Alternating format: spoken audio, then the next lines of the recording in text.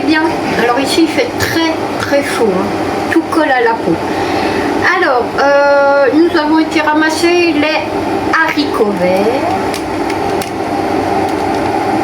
Quoique on peut dire aussi les haricots. Il y a pas de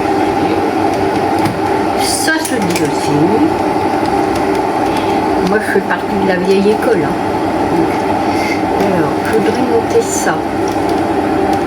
Non, ça veut pas. Ah, ça veut pas parce qu'il fait chaud. Donc ça veut pas. Voilà.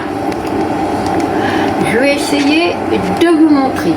Alors pour ça, bah, il vous faudra des haricots verts, bah, évidemment, non cuits. Alors, on m'a demandé comment je vais écoter les haricots verts. Alors pour écoter les haricots verts, il n'y a rien de plus simple. Vous pincez le petit bout, hop, et vous tirez. Vous pincez le petit bout et hop, vous tirez. Voilà, il n'y a rien de bien compliqué.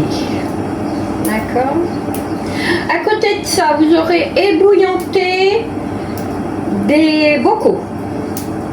Les bocaux de votre choix, ceux que vous avez. Hein. Voilà.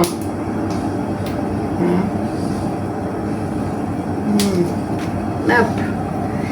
Vous faites bouillir de l'eau dans une bouilloire. Faut qu'elle boue l'eau. Hein.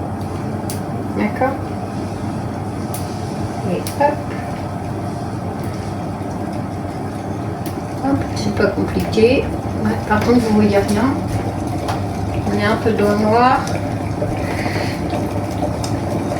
Ça s'énerve pas la bouilloire. Voilà. Hop. Ensuite, quand vous avez fait ça, vous les avez ramassés ou achetés d'ailleurs. Peu importe. Nous, on en a ramassé, je sais pas, une dizaine de kilos.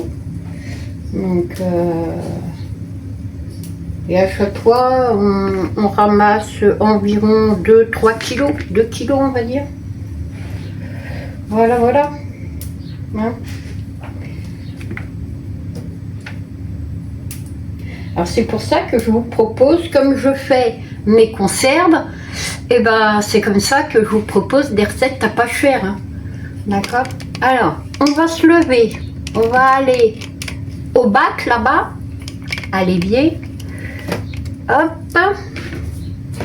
Et on va les rincer sous un filet d'eau froide.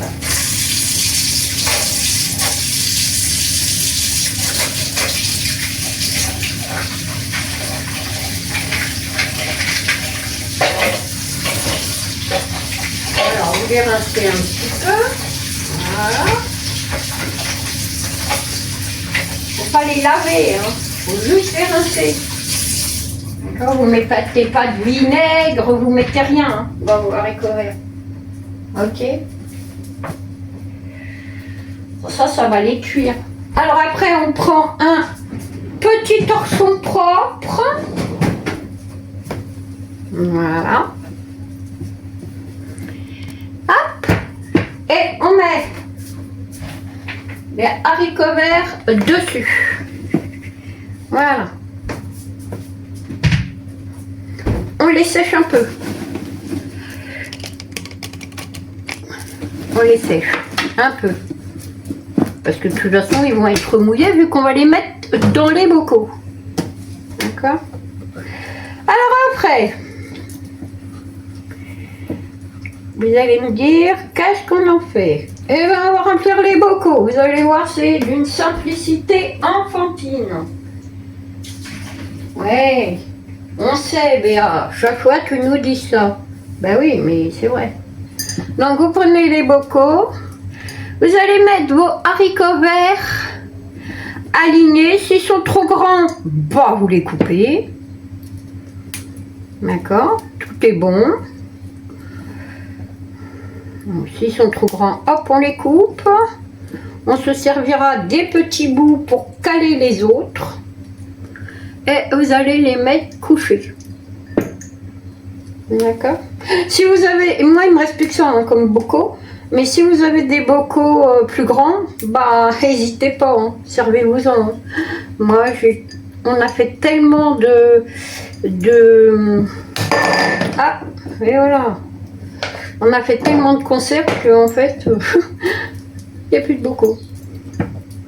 Voilà, alors on les range couchés. On coupe quand c'est trop grand, mais on jette pas parce que éventuellement, je ferai peut-être un petit bocal pour Floppy. Voilà. Ben oui, parce qu'il préfère les haricots verts de sa maman. Hein. Voilà. Donc on les range. Et je vous retrouve. Oui, donc on a serré bien tous les bocaux. Alors, regardez. Écoutez. D'accord? Quand ils seront stérilisés, vous l'entendrez plus, ça voudra dire c'est votre indicateur. D'accord? Tant que ça fait ça, c'est pas stérilisé. D'accord? Vous allez les mettre dans un stérilisateur, si vous en avez un, pendant 1h30 à 100 degrés. Vous laissez votre stérilisateur jusqu'à 100 degrés, vous mettez vos bocaux dedans, hein, ça n'a pas d'importance. Et quand il est à 100 degrés, vous le laissez stériliser pendant une bonne heure et demie. D'accord? Si jamais ça ne fonctionne pas, vous recommencez. Vous remettez à 100 degrés et vous, de nouveau vous restérilisez. Si vous n'en avez pas des stérilisateurs, pas de panique. Vous avez une cocotte minute. Vous les mettez dedans ou un autocuiseur.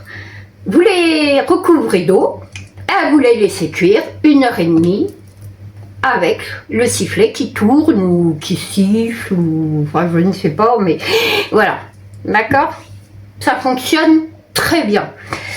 Ces bocaux, je les garde entre 8 et 9 mois.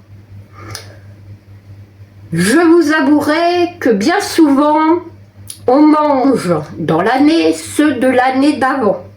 Donc, en général, ils ont au plus 1 an. D'accord? Mais ça m'est arrivé d'en oublier dans le stock où il y a les conserves et qu'ils avaient 2-3 ans et on les a mangés et vous voyez je suis pas morte hein. D'accord, voilà c'est tout, c'est pas compliqué et allez ça part au stérilisateur parce que c'est que j'en ai fait je sais pas une vingtaine de bocaux comme ça, voilà, et c'est pas fini parce que ça donne encore.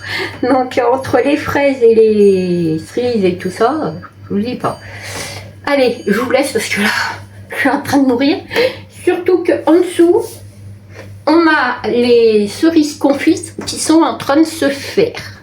Alors des cerises confites, c'est pas dur non plus. Je vous donnerai la recette, mais comme j'ai plus de cerises, puisqu'ils ont été faites, bah vous attendrez l'année prochaine ou vous mettez-le moi en commentaire, je vous dirai comment faire.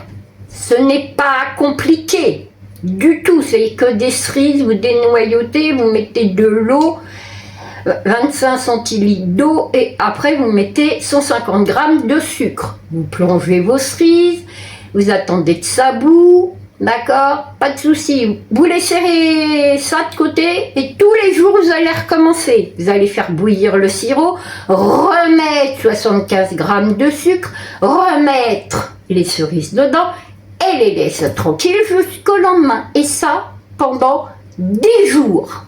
Ouais, 10 jours. Une fois que ça a bien trempouillé et que machin, vous les sortez de leur jus. Alors le jus, je vais vous montrer. Hein. Voilà. Donc ça vous fait un sirop. Je vais le garder. Pourquoi? Parce que je vais faire un gâteau avec des génoises et je viendrai en imbiber. Bien sûr, comme c'est très sucré, je n'en mangerai pas. Ou alors une toute petite part. Et ce que je fais dans ces cas-là, c'est que je ne sucre pas la pâte à gâteau. Voilà. Mais sans ça, c'est très simple. Une fois que vos cerises ont été trempouillées pendant 10 jours, vous allez les mettre, si vous avez un déshydrateur, dans un déshydrateur. Si vous avez un air fryer, ça fonctionne aussi très bien. Voilà, vous les mettez à plat et vous les laissez déshydrater au air fryer. Comme je ne voulais pas mettre ni le air fryer ni le machin et que j'avais besoin de mon four, je les ai mis en bas du four. Et là, ils sont en train de tourner à 30 degrés pendant 3 heures. Ça chauffe pas. C'est juste pour les déshydrater en fait. Pour les sécher un peu pour qu'elles soient moins collantes. Si elles collent, c'est normal. Hein. C'est des confits. Hein. C'est du... Voilà. Donc si vous voulez, bah, je vous montrerai, à moins que les garçons ils passent par là et que les mangent avant. C'est possible. D'accord? Allez, je vous fais de gros bisous. Faites vos conserves. Vous verrez, dans l'année, vous allez vous en sortir. Vous avez des magasins comme Grand Frais ou voire des coopératives où ils vous vendent le cajot. Ici, on a les vergers de Vergnat qui vous font le cajot. Que le cajot, alors, pour une dizaine d'euros. Hein, alors, dedans, il peut y avoir 5 kilos, par exemple, de légumes. C'est très intéressant. Donc, vous faites vos conserves et puis vous en avez tout le long de l'année. Allez, je vous fais de gros bisous. Et moi, je vais me remettre sous la clim. Bisous, je vous aime.